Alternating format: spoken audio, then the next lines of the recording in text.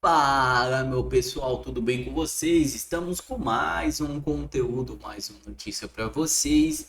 E hoje estamos aqui com o canal da Ludmilla Lins. Todos suscritos ao canal dela, o link do canal dela está aqui na descrição e no comentário fixado. E quem apoia o canal, pessoal, é muito importante que você deixe o seu like, se inscreva no canal e ative o sininho de notificações, que é muito importante para você estar recebendo todas as notificações dos nossos vídeos. Pessoal, comente aí também um boa tarde, um oi, um bom dia, que ajuda muito esse vídeo a engajar e chegar para mais pessoas. E sem enrolações, vamos reagir ao vídeo aqui. Passar o slide. Vamos ver isso aqui. Barroso diz que fará reflexão sobre antecipar saída do STF. Ele deu uma entrevista à CNN Brasil. Porque se o Barroso quiser, ele pode ficar até os 75 anos. E a sua saída seria apenas em 2033. Só que ele já está falando agora de talvez sair ou não, quem sabe, talvez. Certamente está sendo muito impactado. Ele está sendo mais impactado. Não tem nenhum mais impactado que o Alexandre, porque ele tomou a Magnitsky, né? Mas o Barroso, só com a perda de visto, ele já foi muito impactado. Porque de todos os ministros do STF, ele era a que tinha vida acadêmica mais presente nos Estados Unidos. Vivia vindo aqui para os Estados Unidos dar palestra em Yale, em outras faculdades, etc. Ele estudou em Yale, né? Então ele é sempre muito requisitado para dar palestra e tudo mais, naquele círculozinho, né, dos acadêmicos.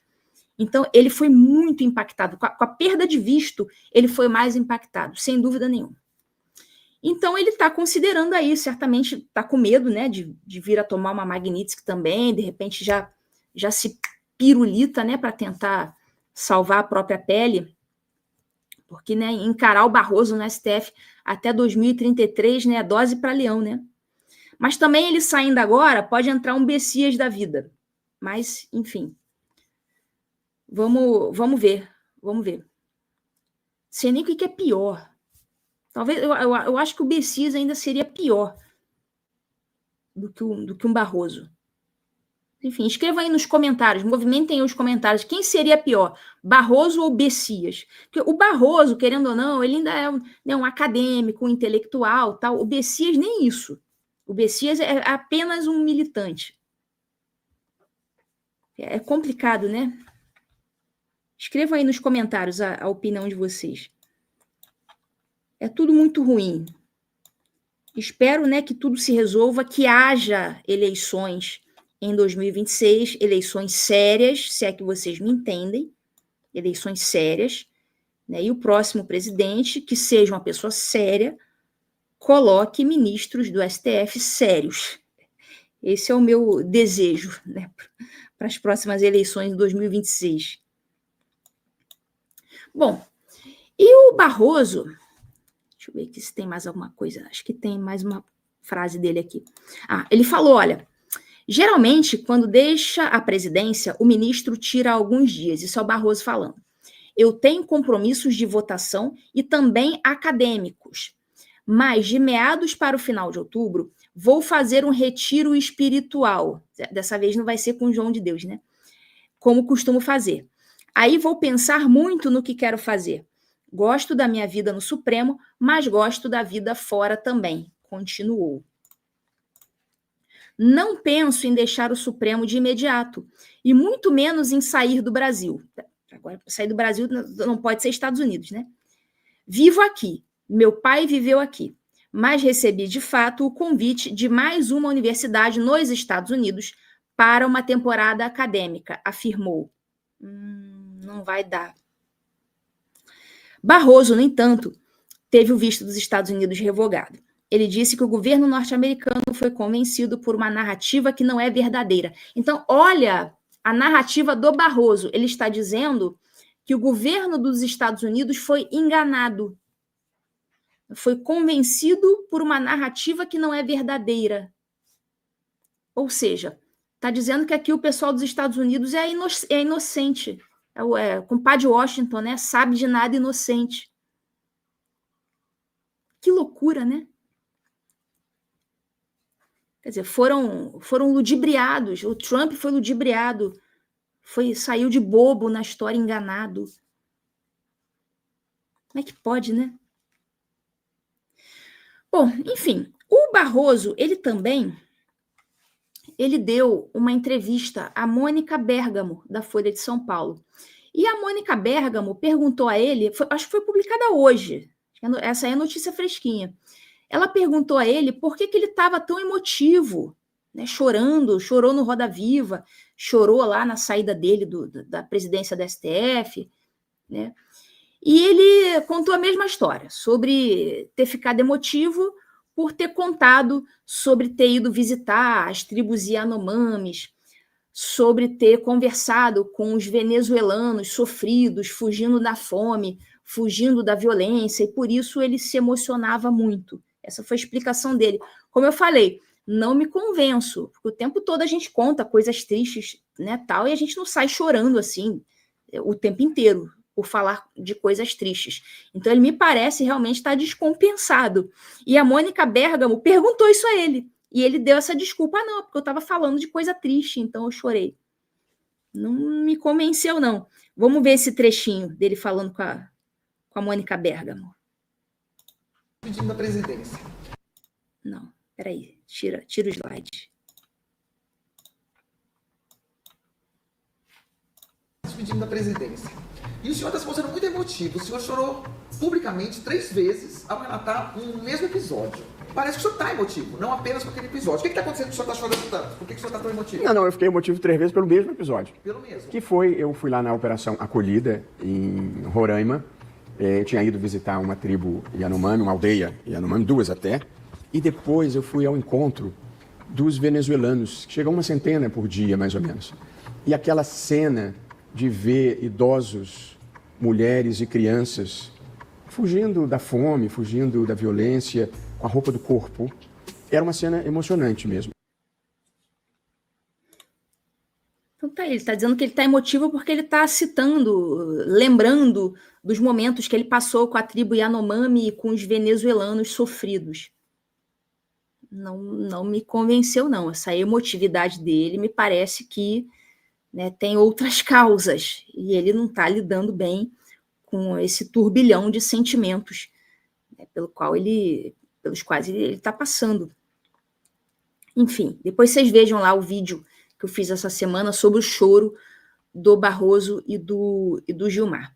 E ele foi perguntado sobre as sanções dos Estados Unidos. E ele falou que, em relação às sanções, ele não tem aflições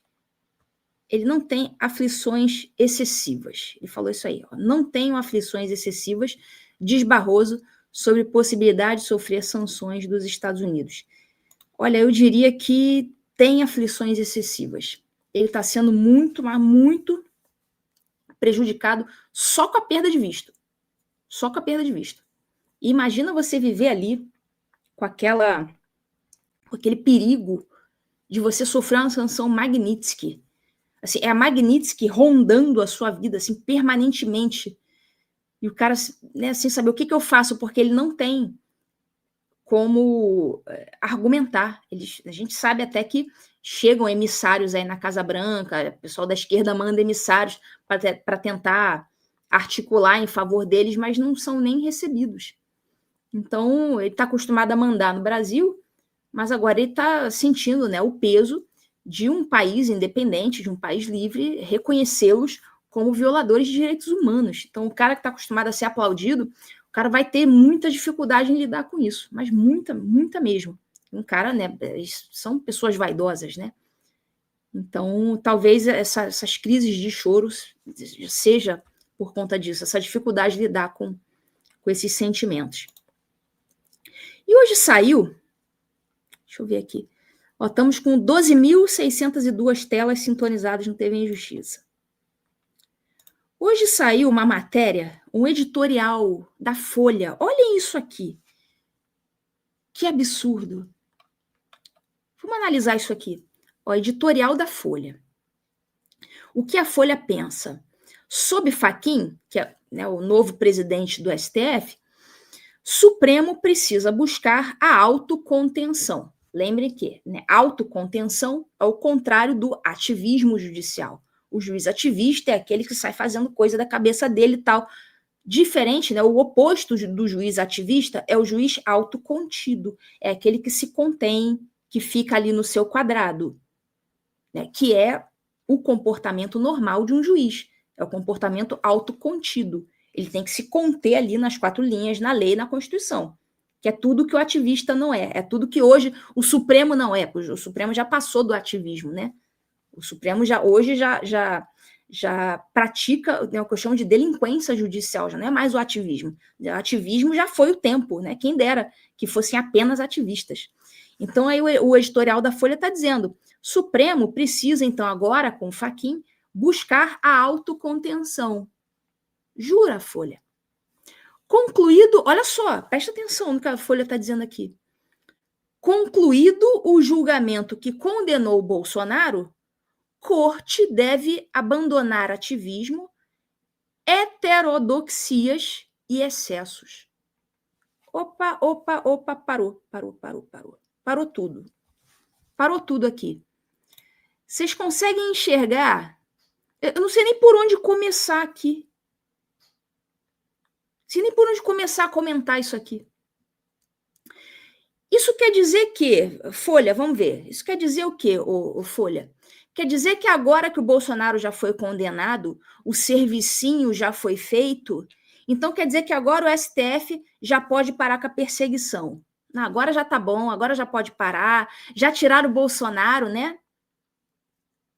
Ele está dizendo aí, então agora, concluído o julgamento do Bolsonaro, que culminou com a condenação, o STF deve abandonar o ativismo e a heterodoxia. Vamos traduzir isso aqui? Pessoal, no direito não existe ortodoxia ou heterodoxia. Não tem medida ortodoxa ou heterodoxa. No direito você tem medida legal ou medida ilegal. Não tem, esse juiz, ele é meio diferentão, né? Ele é bem heterodoxo. Ou seja, pratica ilegalidades. Em outras palavras, é isso. Não tem essa medida é ortodoxa ou heterodoxa. É legal ou é ilegal e acabou. Dizer que o Supremo estava sendo heterodoxo, vou traduzir para vocês, é dizer que o Supremo estava agindo na ilegalidade. Então quer dizer que agora os excessos podem ser abandonados, Folha? Antes os excessos estavam ok, já que era para condenar o Bolsonaro, né? Então pode se exceder. É isso, Folha? Como era contra o Bolsonaro, então pode ter excesso. Então veja como... Olha, eles não tentam nem disfarçar. Isso aqui é uma confissão. Isso aqui é uma confissão. Mas vamos lá. O último assunto aqui da gente para hoje é sobre aquela denúncia que foi feita pelo Paulo Gonet contra o Eduardo Bolsonaro e o meu querido amigo e sócio Paulo Figueiredo. Eles foram denunciados pelo Paulo Gonet por coação no curso do processo. Vamos analisar isso.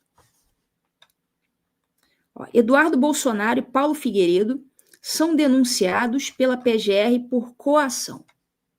É o artigo 344 do Código Penal.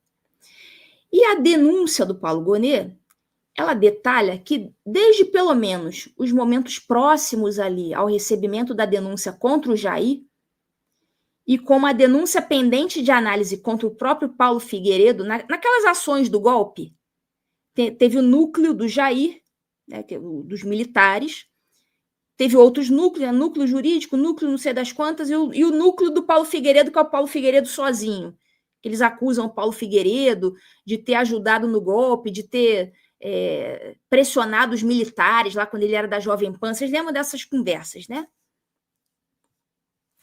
Então, o Eduardo e o Paulo, segundo a PGR, teriam articulado ações nos Estados Unidos para intervir no processo penal. E segundo a PGR, o objetivo principal do Eduardo e do Paulo seria livrar o Jair Bolsonaro e o próprio Paulo dessas condenações, dessas alegações aí de golpe. Vocês acham que o objetivo do Eduardo Bolsonaro e do Paulo Figueiredo é livrar o Jair e o Paulo da ação do golpe? Será que não está claro o objetivo do Paulo Figueiredo e do Eduardo? Não é mexer em resultado de processo nenhum. Coação no curso do processo é você coagir, né, ameaçando, né, com violência ou com grave ameaça o juiz que vai te julgar, para você obter um resultado no processo. O Paulo Figueiredo e o Eduardo estão querendo um resultado naquele processo. É por isso que eles estão buscando as sanções, Magnitsky, etc. Ou é simplesmente por uma questão de justiça, uma questão política de buscar a responsabilização internacional de violadores de direitos humanos? Não é interferir no resultado daquele processo. Eles sabem muito bem qual vai ser o resultado daquele processo. E nenhum dos dois está nem preocupado, nem pouco com isso.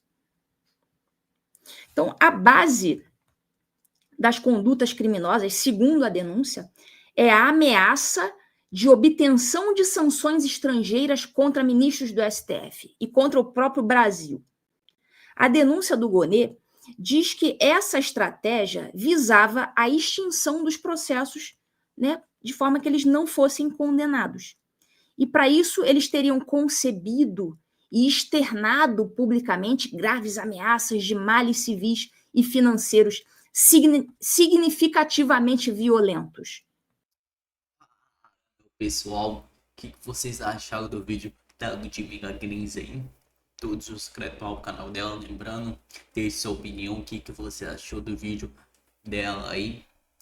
É muito importante que você deixe a sua opinião para esse vídeo engajar.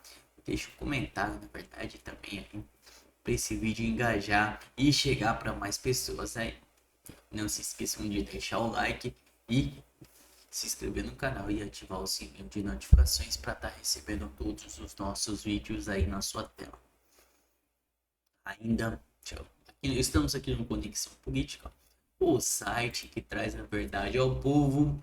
Ainda incerto, Barroso anuncia retiro espiritual para avaliar se ficará ou não no STF. O ministro transferiu a presidência no Supremo para Edson Fachin e afirmou que refletirá em outubro se sobre permanência ou saída da corte. O ministro Luiz Roberto Barroso, presidente do Supremo Tribunal Federal, STF, até este domingo 28, afirmou que ainda não definiu se continuará na corte após deixar o comando do tribunal. Ele declarou que a decisão será tomada em outubro durante um retiro espiritual de uma semana. Nesta segunda-feira, dia 29, Barroso passará a presidência ao ministro Edson Fachin, que assume a chefia do Supremo. Em entrevista ao Globo News, Barroso mencionou que sua identificação está ligada a planos pessoais e já disse isso com toda a franqueza. Com minha mulher viva ainda nós tínhamos o ajuste que sairia depois da minha presidência para aproveitar o instante para a gente passear. Essa motivação já não tem, afirmou. O ministro alegou que, apesar de manter boa relação com os colegas do tribunal, sente que se pode ter concluído um ciclo. Vou fazer um retiro espiritual em outubro, uma semana. Eu vou decidir. Eu gosto do STF, tenho uma relação boa com meus colegas, às vezes tenho uma sensação de ter cumprido um ciclo e não quero o lugar de nenhum embaixador, disse. Barroso também sustentou que, caso opte por permanecer na vida pública, sua preferência será continuar na Suprema Corte. Se não for para ficar no setor público, eu ficaria no Supremo. O Supremo tem muitas coisas boas, tem um lado negativo e a exposição das pessoas que você gosta. Minha mulher sofria, meus filhos, e o nível de maldade degradou. A definição sobre o futuro de Barroso se dá em meio de um ambiente de desgaste político e de que intensas críticas ao seu Supremo Tribunal Federal, que tem sido alvo de questionamento por suas decisões. Então foi esse o vídeo. Muito obrigado a todos por assistir até aqui e até a próxima.